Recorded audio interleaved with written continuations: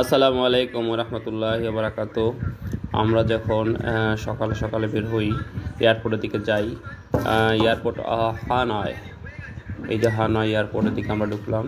এই রুটটা অনেক সুন্দর, রুটটার চারপাশে খুবই সুন্দর মনোরম পরিবেশ, খুব ভালো লেগেছে।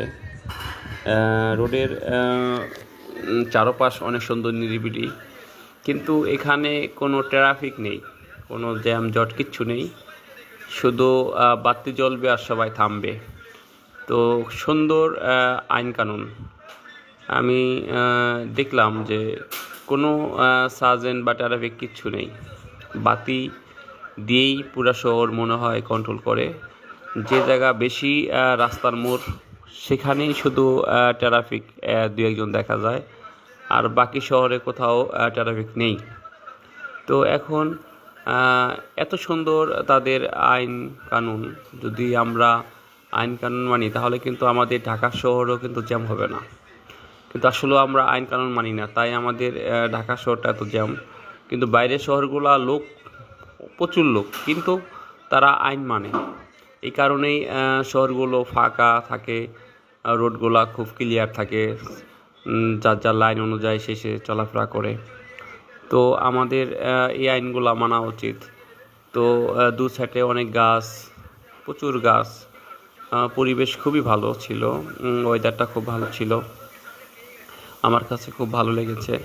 তো তো এয়ারপোর্টের রোডটা, আমাদের এয়ারপোর্টের রোড তো মাশাআল্লাহ টেকটাপ থেকে তেঁতুলিয়া পর্যন্তই জ্যাম। আর বাংলাদেশের বাইরের এয়ারপোর্টগুলো পরিষ্কার, মানে এই জায়গা কোনো মানুষ যেন কোনো জ্যামে না থাকে, কোনো ট্রাফিক সিগন্যালে না থাকে, এটা কিন্তু তারা খুব কেয়ারফুলি রাখে। তো এখানে বাইরের দেশের কিছু নিয়মকানুন যদি আমাদের সরকার এগুলা ফলো করে, তাহলে হয়তো আমাদের দেশেও এরকম হয়ে যাবে।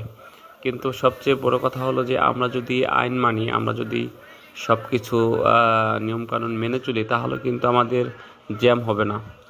আমরা চিন্তা করি কার আগে কে যাবে, এটা করলে হবে না। এখানে সবারই নিয়মকানুন মেনে চলতে হবে। যদি আমরা এগুলা চলি, তাহলে কিন্তু আমাদের কোনো সমস্যা নেই, আমাদের জ্যাম হবে না। কিন্তু বাইরের দেশগুলোতে এই কাজগুলা খুবই ভালো, যে তারা সবাই এক একজনকে সাপোর্ট করে বা এক একজনকে সাইড দেয়, আর আমাদের দেশে কেউ সাইড দেয় না। সমস্যা হলো এখানে। তো খুব ভালো লাগলো, শহরটা ঘুরলাম। আমি অনেক লং ভিডিও করেছি, এটা প্রায় 3 মিনিটের মতো। তো আপনারাও দেখুন কীরকম লাগলো।